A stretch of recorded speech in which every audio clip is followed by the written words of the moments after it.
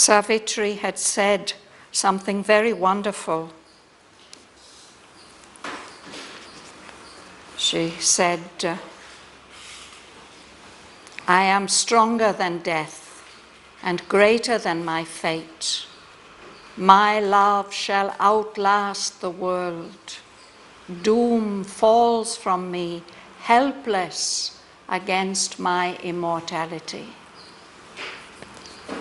So her mother thinks that this is just a rhetorical exaggeration. No? So she tells her, I'm going to start reading at the top of page 434.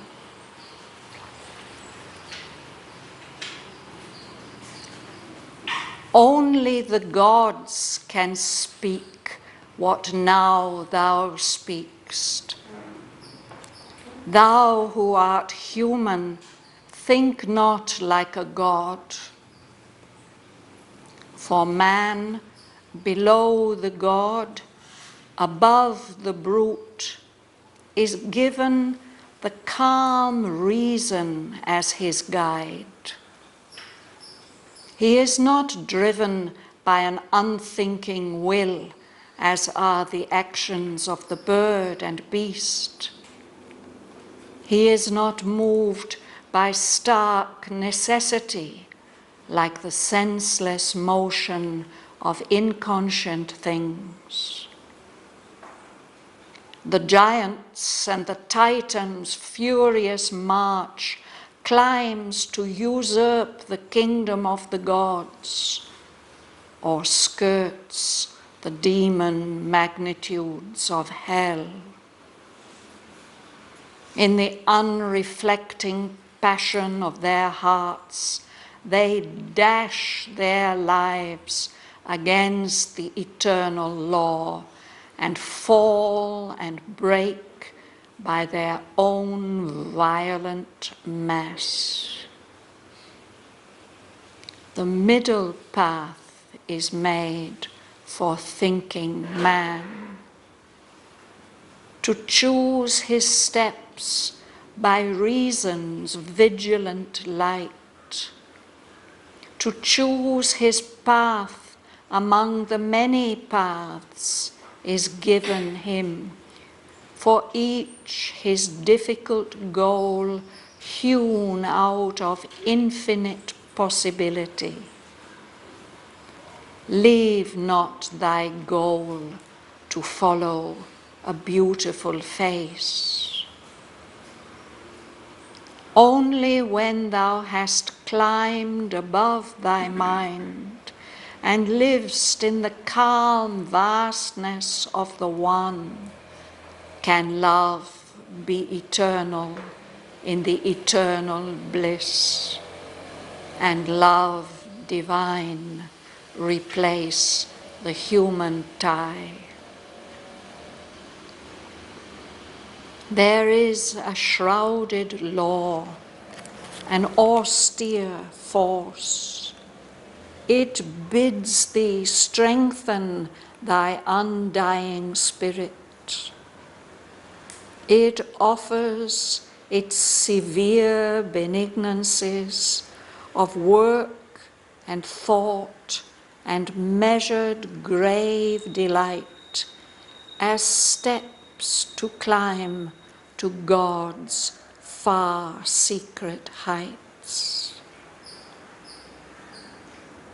Then is our life a tranquil pilgrimage, each year a mile upon the heavenly way. Each dawn opens into a larger light. Thy acts are thy helpers. All events are signs. Waking and sleep are opportunities given to thee by an immortal power. So canst thou raise thy pure, unvanquished spirit, till, spread to heaven in a wide vesper calm, indifferent and gentle as the sky, it greatens slowly into timeless peace. I'm going to stop there.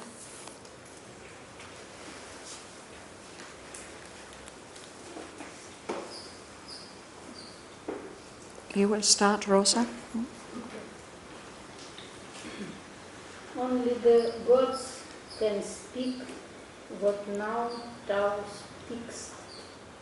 Thou who art human, think not like a god. Thank you.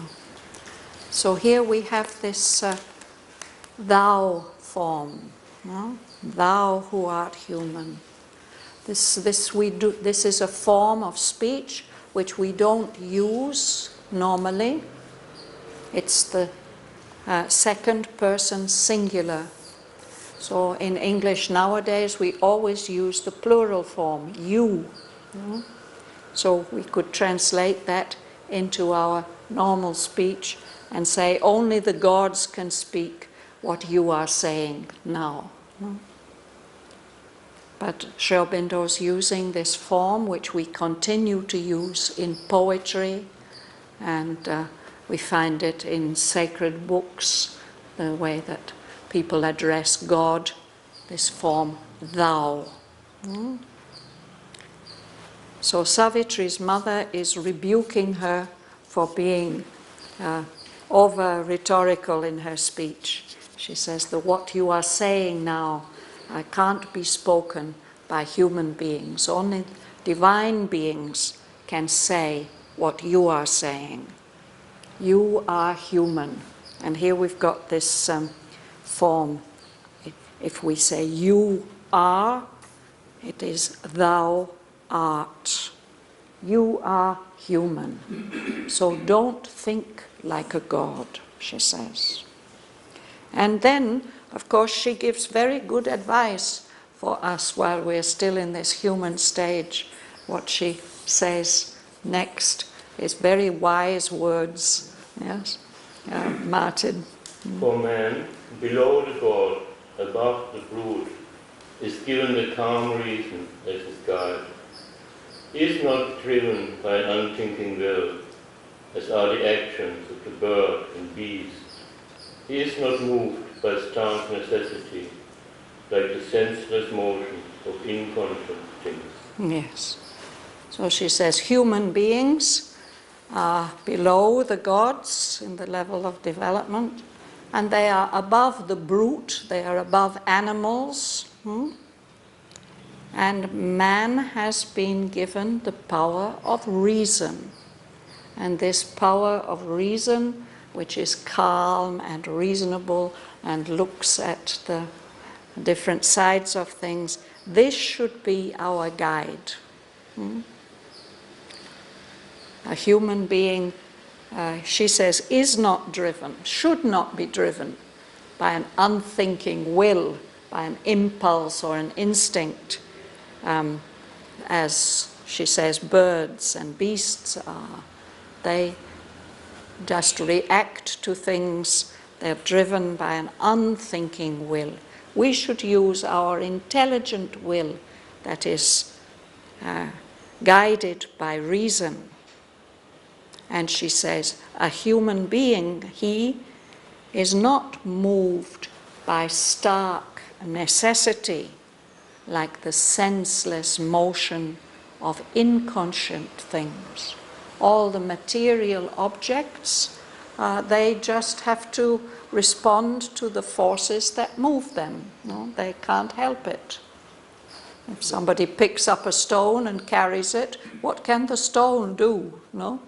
Or if it is struck by another stone, it will have to move.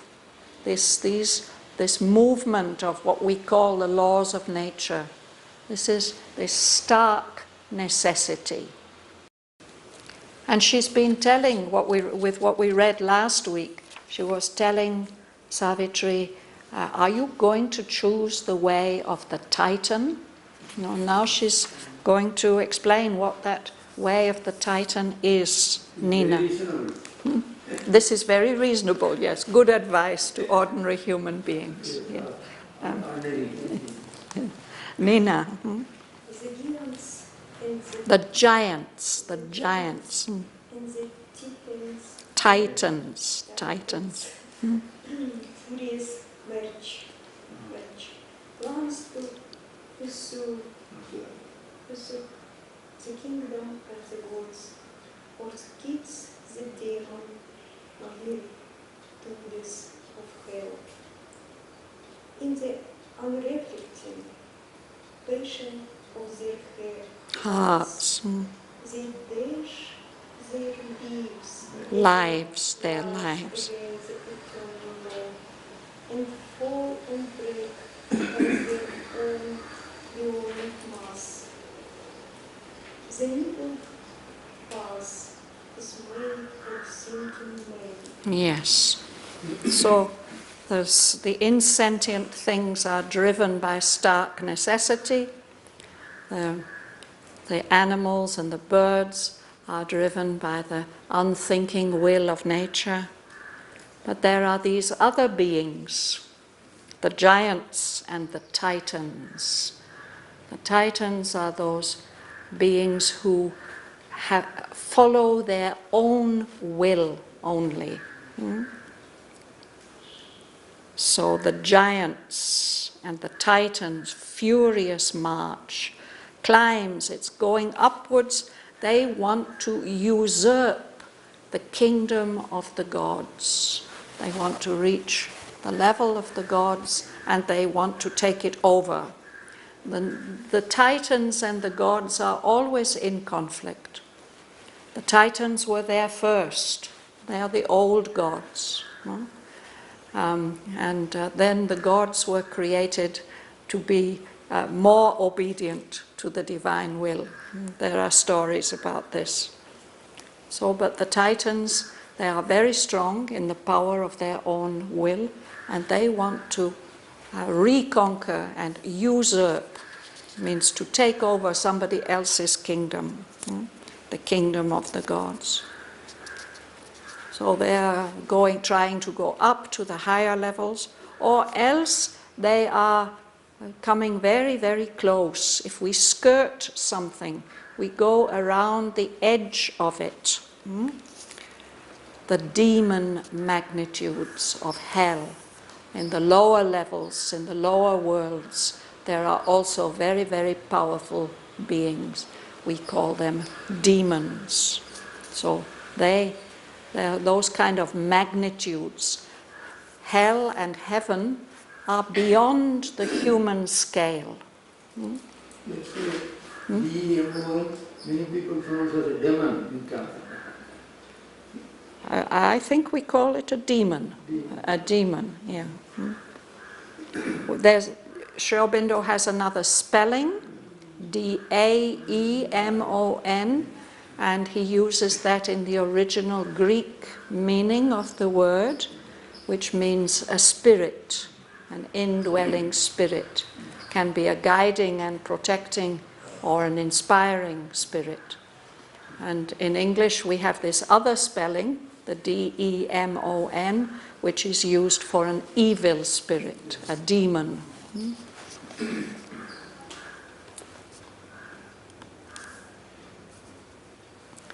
So the giant and the titan, they are driven by the unreflecting passion of their hearts, their vital ambition and greediness and wish for power.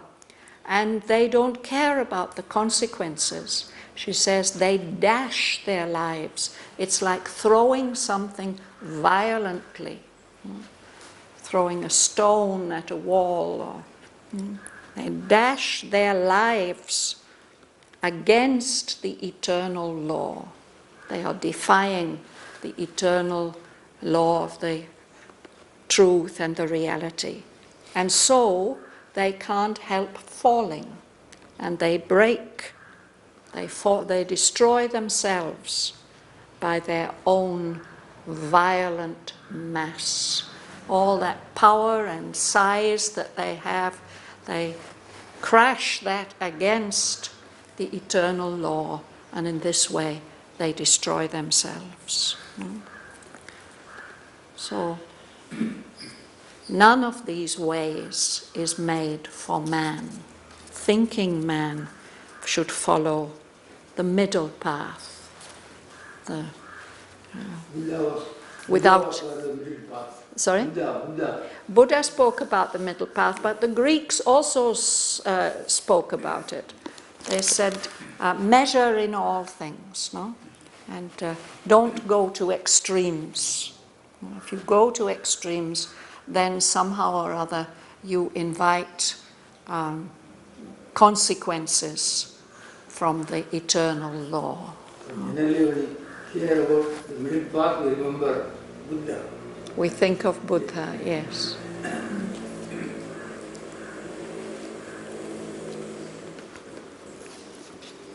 Dhanalakshmi? To choose his steps by reason's vigilant light, to choose his path among the many paths, is given him, for each his difficult goal, proven out of infinite possibility. Yes. So, his steps, thinking man. We have been given the right, even the mission, to choose our steps, guided by the light of reason, the vigilant light of reason. Our reason shouldn't fall asleep and allow us to be driven by impulses or titanic ambitions. The reason must be awake and alert and on guard to guide us properly. And we are given the difficulty, of course, of choosing our path. Among the many paths, we can't see into the future. Here we are. What is the best thing for us to do? We have to use our reason to assess what is the right thing.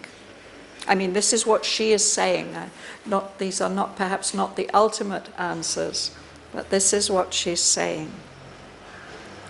To choose his path among the many paths is given to man. And each of us has our difficult goal. We all of us have a different goal, a different aim, a different mission. No? And we have to hew, we have to cut our way, as if cutting our way through a jungle or even out through rock. A sculptor, when he's beginning to create his statue out of stone, he will really have to hew it to get the broad lines. Then afterwards he may chisel and chip. But hewing is really cutting one's way violently. So each of us has to cut our way through our own way, our own unique way, out of infinite possibility, all the possibilities that lie in front of us. Shiv. Leave not thy goal to follow a beautiful face. Only when thou hast climbed above the mind and livest in the calm vastness of the One, can love be eternal in the eternal bliss, and love divine replace the human kind. So this is also good advice from a mother to her daughter. No? Don't forget the goal of your life, just to follow after a face that has attracted you. First you have to, or if you want to say these things that you are saying, that I am stronger than death and greater than my fate, first you have to you have to climb above your mind, and you have to have established yourself. You must be living in that calm vastness of the One identified with the one reality. Only then can love be eternal, in the eternal bliss. And then love divine can replace our ordinary human bonds of affection and attraction. Mm-hmm. Would you like to read? Mm-hmm. There is a shrouded law, an austere force. It bids thee strengthen thy undying spirit. It offers its severe benignancies of work and thought and measured great delight, as steps to climb to God's far secret heights. Yes. So we often find there's some kind of correspondence between what we read in the Life Divine on Wednesday and what we read in Savitri on Thursday. It quite often happens.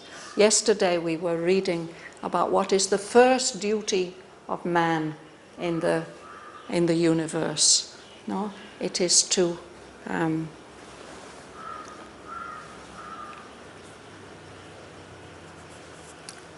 establish ourselves here, no?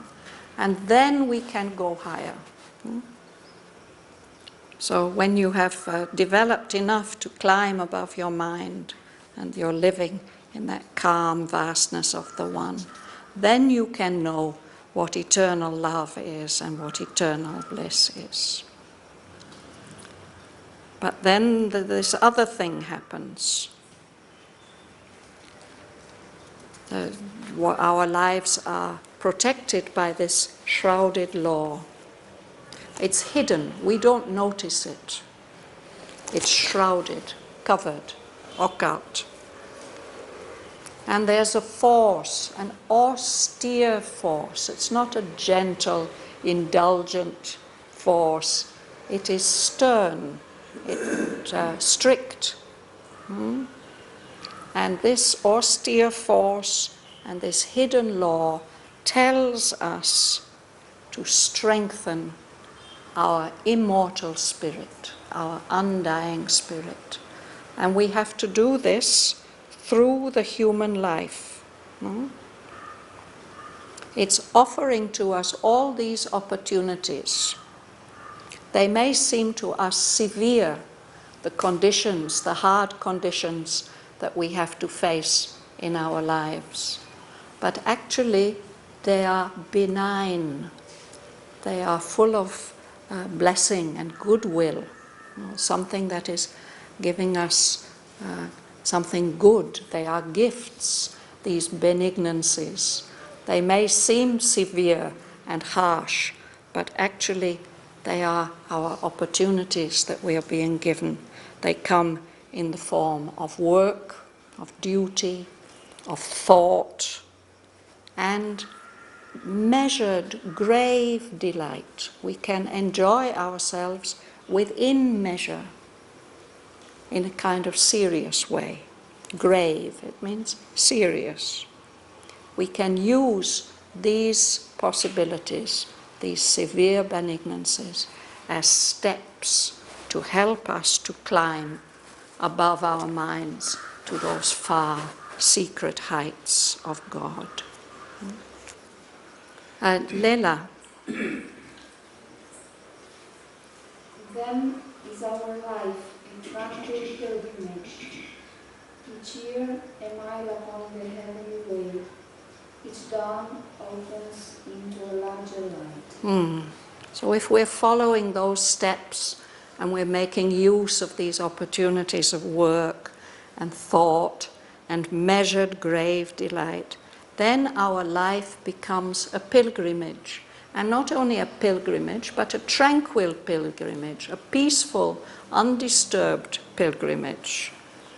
And each year is like a mile upon the heavenly way, and every morning is opening to us a larger light. She says, this way we make steady, peaceful, uninterrupted progress. Is your name Matthias? Would you read? Yeah? Thy acts are thy helpers, ordinance are signs, waking and sleep are opportunities given to thee by an immortal power. Yes.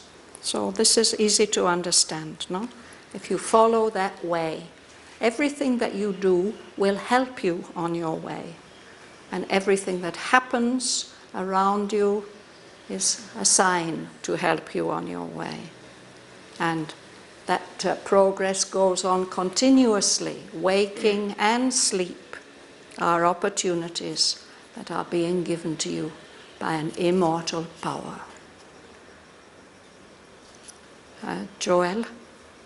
So canst thou raise thy pure and vanquished spirit, till spread to heaven in a wide vesper gown, indifferent and gentle as the sky, it greatens slowly into timeless peace. So this is the possibility that's given to us in our human journey. The Queen says, if you follow this way, you will raise your spirit, and your spirit will be unvanquished. Nothing will conquer it. Nothing will overcome it. Your spirit will triumph. And it will go on in this way until the end of your life, until your spirit spreads out, it becomes wider and wider, open to heaven in a wide vesper sky. Vesper is evening time. Sometimes in the evening the atmosphere is very, very calm. No? So this is an image for our old age, how it can be if we've made our whole life a pilgrimage. At the end of our life, we can be in this wide, calm state. We can become as indifferent, as detached, no? And as gentle as the sky itself.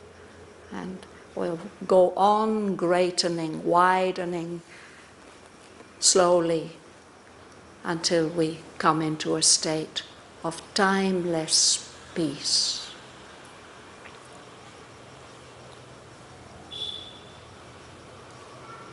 At the beginning of this canto, when Aurobindo first introduced us to King Aswapati and his wife, his queen, the mother of Savitri, he described her as a very developed person, wise, aspiring for a higher life. But now she has lost her self-control. She's really got very, very upset. And she's saying all these wise things, but she's not, we can look at it in this ironical way, that if she were following this path which she's describing and urging on her daughter, then she would not be in this state. She wouldn't have to be telling her, leave not thy goal to follow a beautiful face. No? That's just my little remark. Aurobindo doesn't explicitly say it. So how is Savitri going to reply? Gumsun, you would read? But Savitri replied with steady pressed eyes, my will is part of the eternal will.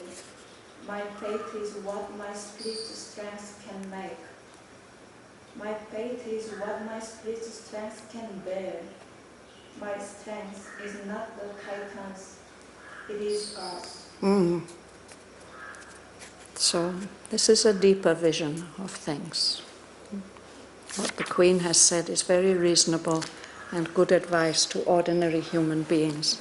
But Savitri is not an ordinary human being. And through this terrible news that Narad has given, that the man she's chosen to marry must die in 12 months' time, she has found some inner strength. And that's why she can reply like this.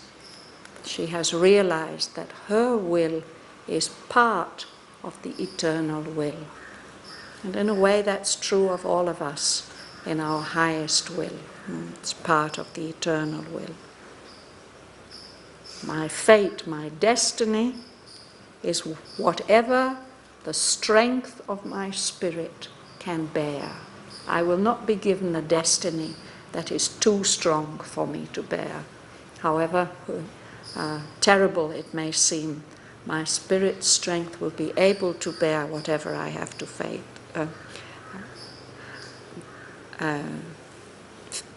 Destiny is. And she even says, my fate is what my spirit's strength can make. The strength of our spirit creates that destiny. And this strength which I have in me, it may look to you like a titan's strength, but it's just the opposite. I'm strong because the strength of God is with me.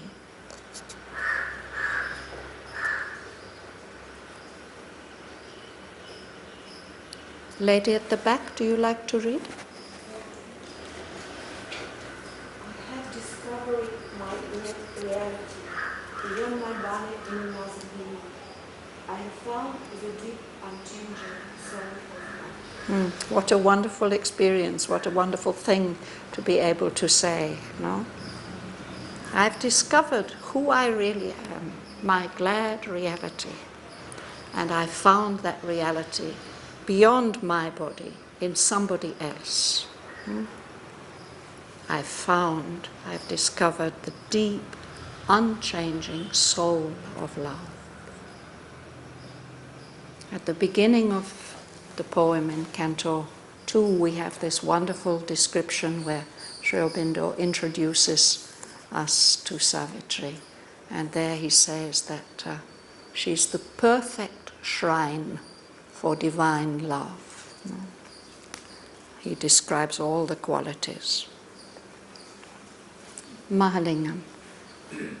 Then how shall I desire the lonely blue, or slay aspiring to white vacant peace, the endless hope that made my soul spring forth out of its infinite solitude and sleep? So this is an amazing realization that she has had. No? She says, how can I possibly now desire something just for myself, a lonely good, just for me? No? And how can I destroy, slay, kill the endless hope that made my soul spring forth? There's a reason why my soul has left its heaven, its infinite solitude and sleep, that it has chosen to come down here into the manifestation in a human form. So she says, I'm not now aspiring for white, vacant peace. Later on, death tempts her with that, no? And she says, you can tempt tired spirits with this white, vacant peace, but I am not interested in that. She has come with another hope. No?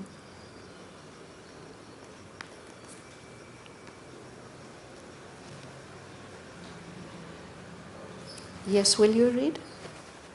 Yes. My spirit has glimpsed the glory for which it came, the beating of one vast heart in the frame of things, my authority grasped by his authority, and tireless of the swift abysm of time, impossibility always to love. So this is what she has realized. Her spirit, she says, has had a glimpse of the fulfillment, the glory for which it came into the manifestation. And part of that is to experience the beating of one vast heart in all the flame of things, all the burning dynamic energy which is going on in the manifestation. Within all that, there's one vast heart beating, and I have got a glimpse of the experience of that experience. The experience of the eternity of my individual soul being embraced by his eternity, Satyavan representing for her the Lord. No?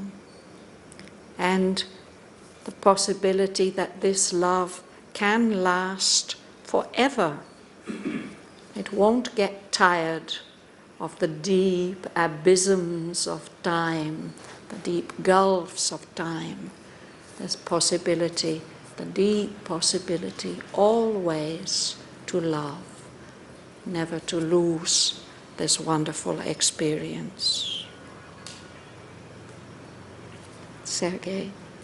This is first, last joy, and to its throne, the riches of 1,000 fortunate years are origin. Nothing to me are death and grief, or ordinary lives and happy days. Yes. So because she's had the glimpse of this wonderful experience, and she's realized that this experience is the first joy and the last joy, and she really doesn't need anything else. Compared with the throb of that joy, of that experience. Throb is what your heart does, no? Beats like this. Compared to that experience, the riches of 1,000 fortunate years, quietly blessed years, are poverty. No, nothing. Poverty, indigence.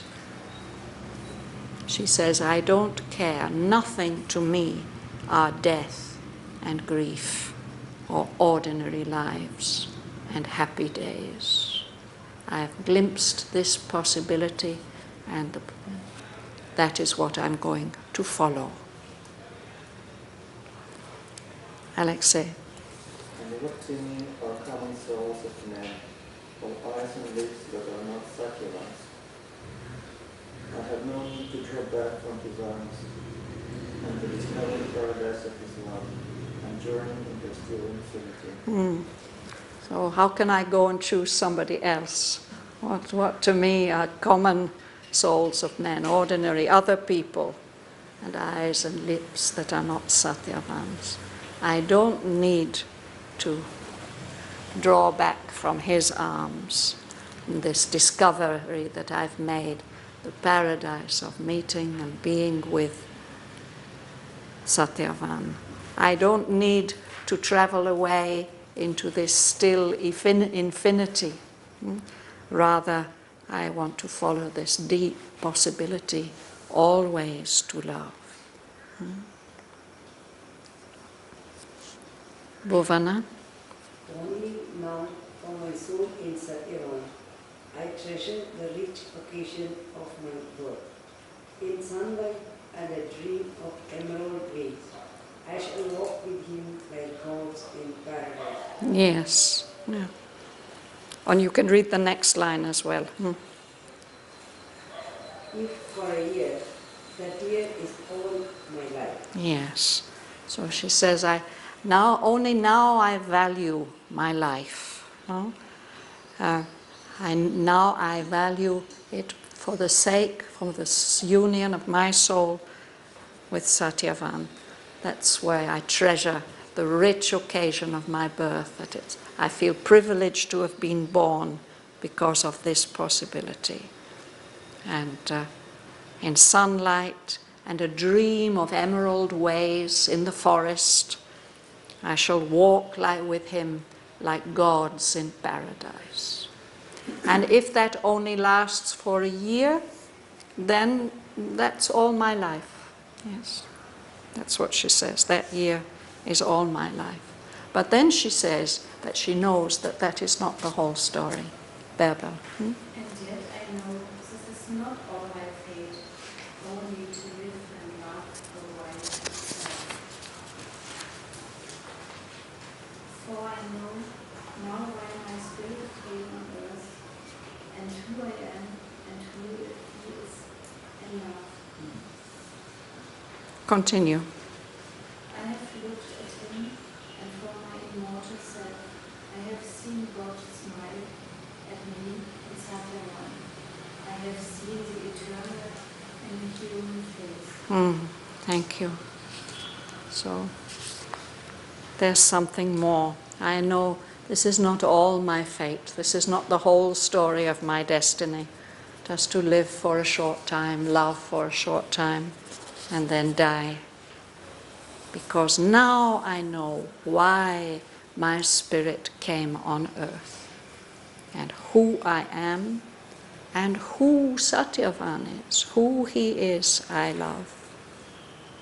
I've looked at him not through my ordinary eyes, but from my immortal self, from my soul, and I've seen God smile at me through Satyavan or in Satyavan. I've seen the eternal in a human face. So this is why she has chosen him and cannot possibly choose anybody else. Suresh. The nun could answer to her words silently. They sat and looked into the eyes of faith. So none of those people there, the king, Narad, the queen, none of them can say a word. They sit silently there and they realize that something very significant is happening. No? They sat and looked into the eyes of fate. But the queen has still not accepted. And while this first canto of Book 6 tells us the legend part of the story, in the next canto we see Aurobindo taking this opportunity, or he's created this opportunity to address all our feelings, human feelings, about pain and destiny. And this makes it one of the most profoundly moving and cantos of the whole book. We can take that up next time. So shall we read this together?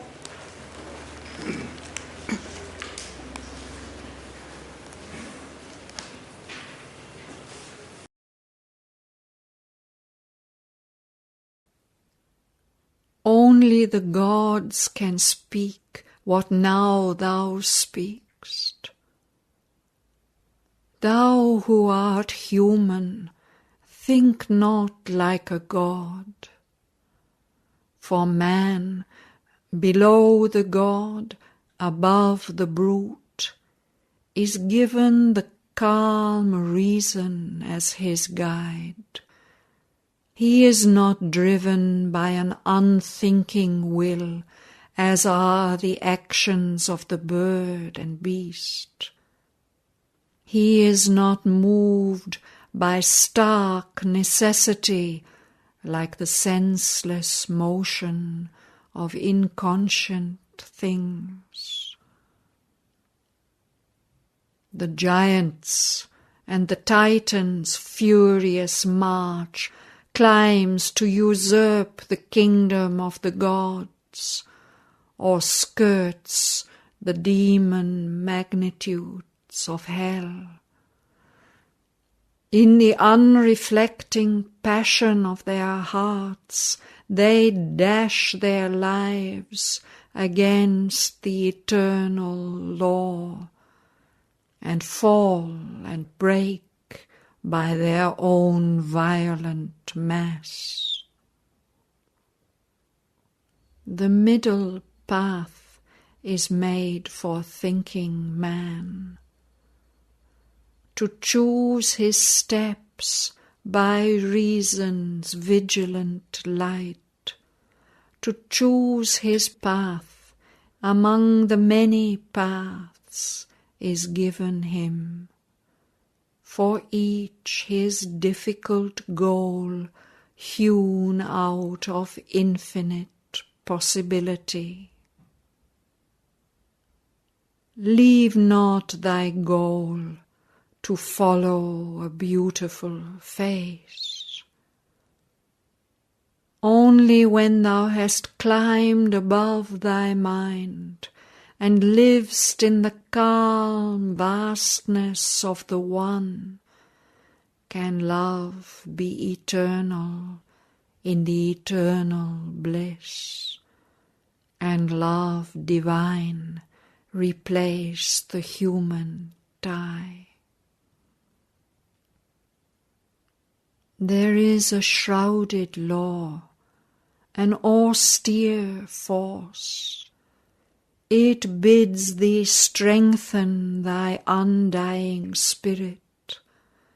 It offers its severe benignances of work and thought and measured grave delight as steps to climb to God's far secret heights.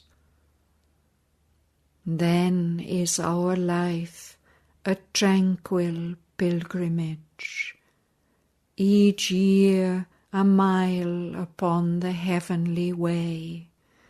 Each dawn opens into a larger light. Thy acts are thy helpers, all events are signs, waking and sleep are opportunities given to thee by an immortal power.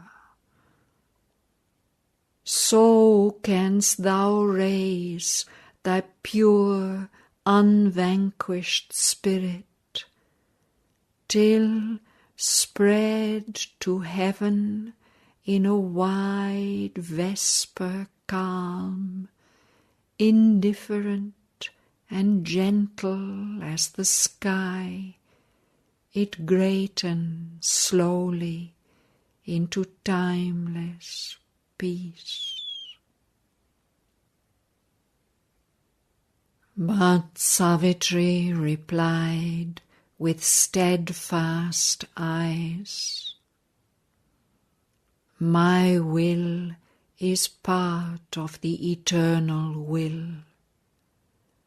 My fate is what my spirit's strength can make. My fate is what my spirit's strength can bear. My strength is not the Titan's, it is God's. I have discovered my glad reality beyond my body in another's being. I have found the deep, unchanging soul of love. Then how shall I desire a lonely good, or slay, aspiring to wide vacant peace, the endless hope that made my soul spring forth out of its infinite solitude and sleep?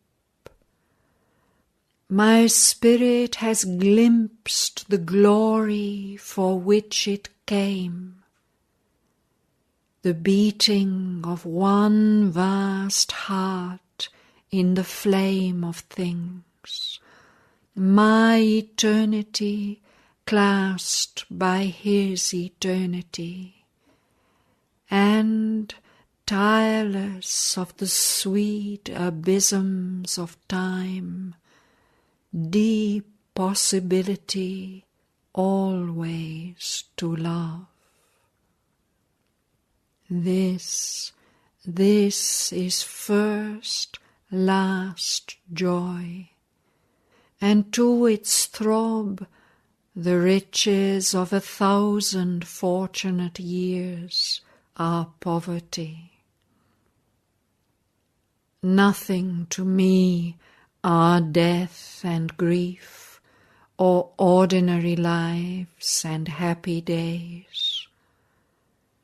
And what to me are common souls of men, or eyes and lips that are not Satyavans.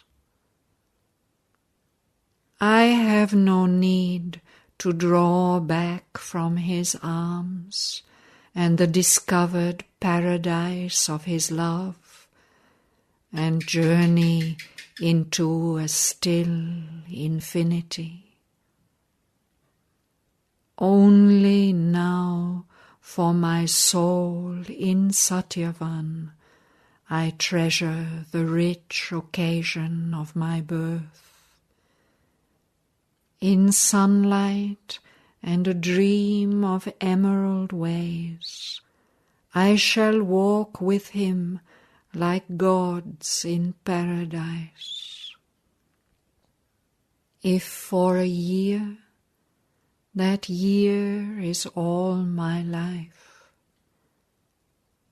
And yet I know this is not all my fate, only to live and love a while and die.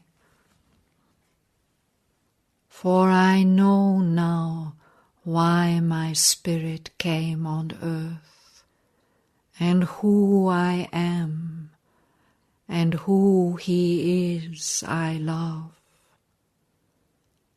I have looked at him from my immortal self.